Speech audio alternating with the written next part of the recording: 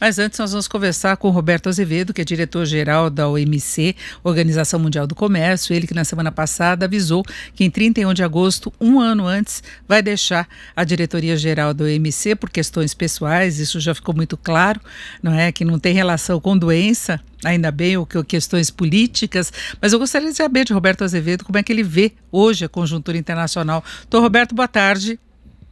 Boa tarde, é um prazer enorme estar com vocês. Bem, eu queria saber como é que o senhor vê o comércio internacional na atual conjuntura do mundo enfrentando os efeitos da pandemia do coronavírus. Nós já tivemos alertas, por exemplo, do FMI em relação à contração do comércio, ainda problemas entre Estados Unidos e China, agora com outras características que não apenas a guerra comercial, tem uma guerra. Aí se pode falar assim, envolvendo até as condições de pandemia, acusações de que o vírus surgiu na China, depois a China demorou para dar informações. Eu queria sua avaliação hoje do que pode acontecer com o comércio internacional nesse cenário. Bom, já vinha um cenário conturbado antes mesmo da pandemia, né? Não é novidade, ou seja, o comércio internacional já sofria incertezas, sobretudo à luz das tensões comerciais entre Estados Unidos e China. Muitas tarifas sendo impostas e restrições comerciais. A economia mundial, a política internacional já sofria com essas pressões, inclusive de ordem geopolítica. Eu acho que com a pandemia isso só se agravou. A própria OMC, em suas projeções estatísticas, prevêem que o comércio internacional deve ter uma queda muito forte neste ano agora. No mínimo, num cenário assim, vamos dizer, até otimista, no mínimo comparável ao da crise de 2008, portanto, na crise financeira, ou até chegando a valores de queda próximos daquele ou Nós tivemos problemas no contato com o Roberto Azevedo, que é diretor da OMC, Organização Mundial do Comércio. Agora retomamos. Doutor Roberto, por favor, voltamos a falar dessa situação agora. Bom, como eu dizia, o comércio internacional vai sofrer muito. Eu não sei em que ponto a nossa conversa foi cortada, mas ele pode chegar a dimensões próximas da Grande Depressão dos anos 30. Então é um cenário muito complicado, são mudanças inclusive estruturais e é difícil prever até onde nós vamos. Agora, tendo dito tudo isso, a recuperação econômica pode ser relativamente rápida também, se a pandemia não se prolongar durante muito tempo e se as medidas de estímulo econômico que estão sendo adotadas pelos vários países, inclusive pelo próprio Brasil, se elas resultarem em um estímulo efetivamente eficaz, nós podemos ver uma recuperação econômica relativamente rápida. Agora, muitos analistas preveem dificuldades também relacionadas a uma nova postura dos governos, porque a pandemia acabou levando ao isolamento, fechamento de fronteiras, revisão de várias práticas, e eu acho que ficou muito claro também o quanto que o mundo está dependendo agora da China. Primeiro, em relação à questão de componentes, aliás, os Estados Unidos perceberam isso na época da guerra comercial, mas quando houve a interrupção de atividade na China, houve problemas em todo o mundo, até aqui no Brasil nós tivemos em várias áreas industriais, e depois a questão dos insumos relacionados ao próprio combate à pandemia, respiradores, o mundo todo dependendo da China, e essa questão particular do isolacionismo. O senhor acha que isso acaba prevalecendo e pode prejudicar ou prolongar essa restrição ao comércio internacional? Eu acho que a pandemia evidencia vários problemas que já existiam e evidenciou novos. Claramente, uma questão que vai se colocar depois desse momento atual é a necessidade de diversificação das cadeias de produção. Essas restrições, Denise, que você acabou de falar, por exemplo, com proibição de exportação de produtos e equipamentos e medicamentos, né? Ligados à pandemia, e mesmo até de alimentos em alguns países, né? Isso tudo deixará marcas. Haverá uma tendência a reduzir a dependência de fornecedores localizados, portanto, de uma determinada empresa, de um determinado país ou de uma determinada região, e essa diversificação teria o objetivo de diminuir a vulnerabilidade da cadeia produtiva de cada país, né? Reduzir as dependências, vamos dizer assim. Mas também haverá uma tendência a se buscar a autossuficiência, né? Trazer a produção para dentro das fronteiras. E isso também é muito deletério, porque isso não resolve o problema da vulnerabilidade. Você ter tudo dentro do seu território não diminui vulnerabilidade, pelo contrário. Se você tiver riscos políticos, econômicos, climáticos, de pandemia, tudo isso afeta a sua dependência, né? Agora não mais externa, mas interna. E, por outro lado, também a própria autossuficiência ela é inviável na maioria dos casos, só vai aumentar custos e ineficiências. E como é que o senhor vê o novo embate entre China e Estados Unidos? São idas e vindas, né? Nós temos visto até o mercado financeiro reagindo muito a isso, mesmo com troca de acusações, de repente eles avançam um pouquinho nas negociações, depois recuam. O senhor vê a possibilidade de um entendimento? São tensões que vieram para ficar. Inclusive, eu não acho que é uma coisa que vai mudar caso mude a administração americana. Quer dizer, saiam os republicanos entre os democratas, saia Trump entre Biden.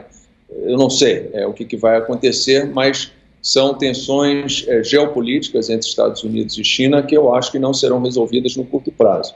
Elas podem ser melhor administradas ou administradas de uma forma diferente, mas são tensões que já vinham de que desapareçam imediatamente, ou pelo menos no futuro próximo. E como é que fica o Brasil nesse contexto, nessa nova configuração? Brasil que já tinha problemas sérios de competitividade, avançou com alguns acordos comerciais, mas a gente tem uma postura um pouco diferenciada agora em termos de relações exteriores do Brasil. O senhor vê o Brasil numa posição ainda pior em termos de competitividade, de espaço no mercado internacional, claro, com exceção do agronegócio, né? Bom, mesmo o agronegócio, eu acho que tem que estar atento para as transformações que podem acontecer no mundo pós-pandemia. Quando eu falei recentemente de autossuficiência, essa questão da autossuficiência pode, por exemplo, atingir a própria área agrícola, né? Como você se recorda, alguns anos atrás, bastante anos atrás, talvez final do século passado, havia um grau de distorção muito grande na economia, na agricultura internacional, introduzido por programas de subsídios agrícolas que tinham o objetivo de dar autossuficiência. Isso era muito comum em alguns blocos, em algumas regiões, na Europa, por exemplo, isso aconteceu de maneira muito forte.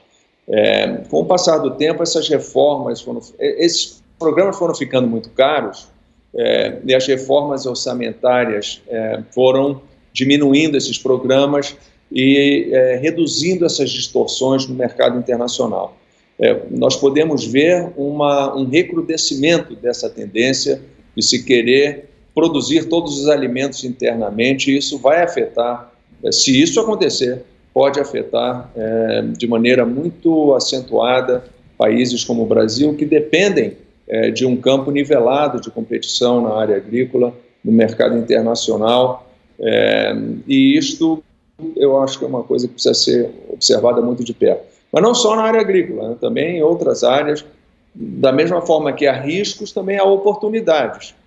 Como eu acabei de dizer, os grandes fabricantes internacionais, eles vão procurar diversificar a cadeia produtiva, eles vão procurar insumos que antes estavam muito concentrados na Ásia, e vão procurar em outros mercados. Então, se o Brasil se colocar como uma plataforma de exportação de insumos, se integrar melhor nessas cadeias de produção, ele pode ter uma oportunidade aí que não existia antes, mas para isso precisa ser mais competitivo, inclusive em termos de preço.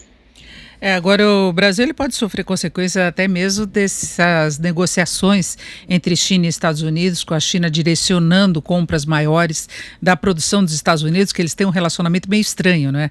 A China anuncia, por exemplo, compra de soja em maior quantidade dos Estados Unidos, isso o Brasil já sentiu os reflexos, ao mesmo tempo que eles mantêm esse clima de tensão quase que permanentemente. E o Brasil teve problemas recentes no campo diplomático com relação à China. Isso pode nos afetar, já que a China é o principal parceiro comercial do Brasil também? A China é um parceiro importantíssimo para o Brasil, sobretudo na área do agronegócio, que tem um peso importante na pauta exportadora do Brasil e na própria estabilidade da economia brasileira. Então, tudo que acontece na China hoje e no relacionamento China-Brasil, em termos de comércio, cadeia de suprimentos, tem um impacto significativo na economia brasileira. Então, é um desafio também que não é novo, nós sabemos disso já há algum tempo, né? Do grau de importância da China para a exportação, para as exportações e para a própria economia brasileira. Agora, em relação ao IMC, o senhor sai em 31 de agosto, a organização já tem tido vários problemas, inclusive pela postura dos Estados Unidos, aquela questão toda do Conselho de Apelação, que foi paralisado em dezembro por uma decisão dos Estados Unidos de bloquear a indicação de juízes, o Conselho de Apelação que é muito importante para resolver conflitos internacionais, do comércio internacional. Como é que o senhor vê o futuro da organização, lembrando que recentemente os Estados Unidos também se posicionaram contra a Organização Mundial da Saúde pela demora em decretar a pandemia, supostamente porque teria demorado para passar os dados da China, que foi muito maleável com a China, mas especificamente em relação à Organização do Comércio? Bom, o nosso diálogo com os americanos tem sido muito fluido, muito constante. As reclamações deles não são novas, né? Algumas das reclamações, inclusive no que diz respeito ao órgão de apelação, que você se referia, Denise, não vem da administração Trump, né? Já vem desde a administração anterior. A administração Trump apenas acentuou, vamos dizer assim, as medidas ao bloquear as nomeações para o órgão de apelação, mas a reclamação não é nova. O pedido de reformas nas regras da OMC tampouco é novo. A administração Trump, de novo, apenas tornou isso mais visível, mais vocal.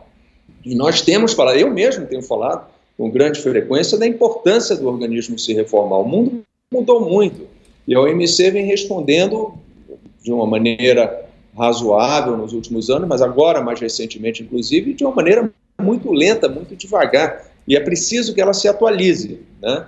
E isto está sendo discutido entre os membros.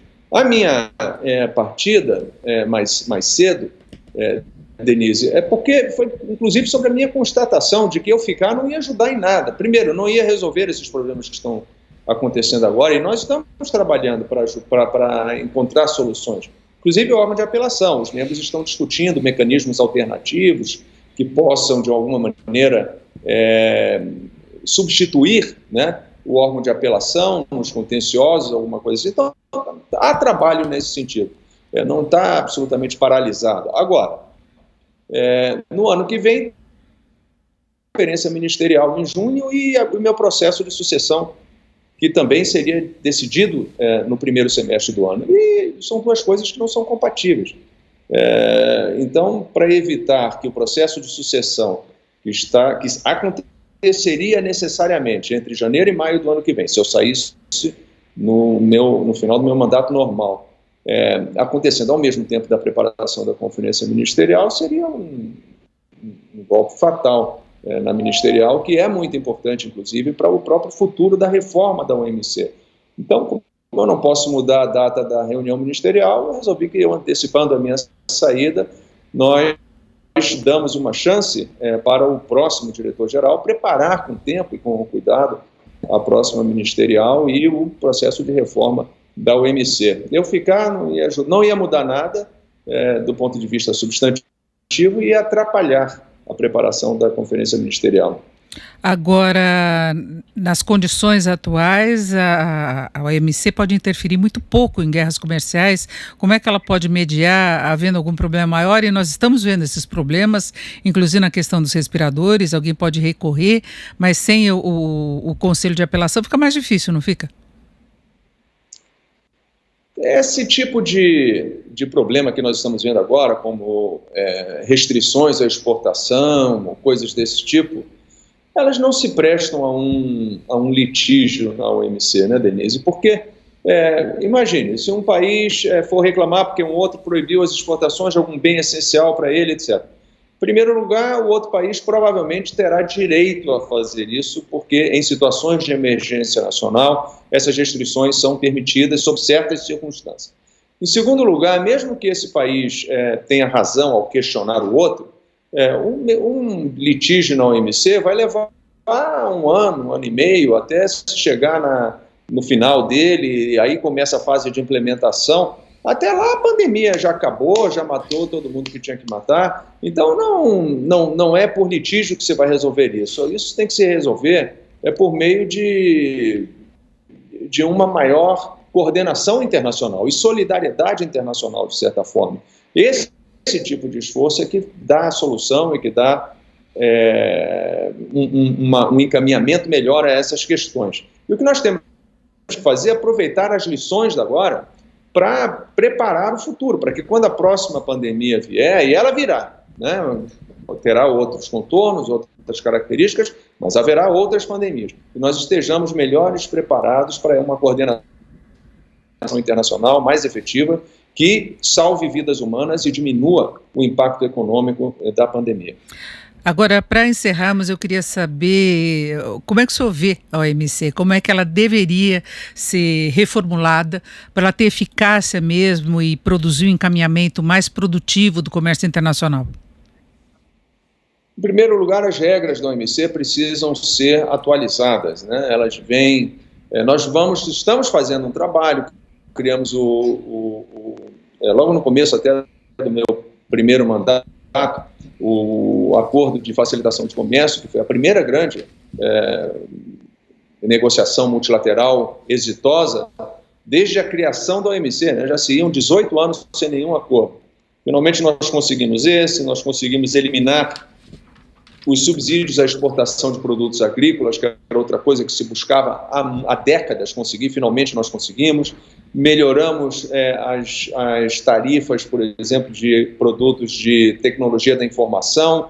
As coisas foram mudando, mas ainda falta muita coisa para fazer, e essas negociações precisam acontecer de forma mais rápida. E isso é muito difícil quando você precisa de unanimidade, não é um consenso qualquer com votação, não. Unanimidade dos 164 membros da organização para aprovar qualquer regra nova. Então, o que nós estamos fazendo mais recentemente é uma coisa nova no organismo, é você negociar não com os 164, mas com todos aqueles que estão dispostos a avançar numa determinada área. Por exemplo, comércio eletrônico. Então, nós temos aí uns 80 e poucos países que já estão negociando comércio eletrônico, eles são mais de 90% do comércio mundial. Temos negociações em facilitação de investimentos, temos para facilitar as operações de pequenas e médias empresas, e várias outras com essa característica, que não é abarcando os 164, mas sim uma parte importante dos membros. E essa flexibilidade, eu acho, é essencial para o futuro da OMC. Então, reformular as regras e encontrar maneiras de negociar mais rápido, como essas que nós estamos desenvolvendo agora, a meu ver, é o futuro da OMC. Nós conversamos com o diretor-geral da OMC, Organização Mundial do Comércio, o brasileiro Roberto Azevedo, que já anunciou que vai deixar o cargo no dia 31 de agosto. Então, Roberto Azevedo, muito obrigada pela sua participação aqui no Jornal Jovem Pan. Uma boa tarde. Boa tarde, é um prazer enorme. Um abraço a todos.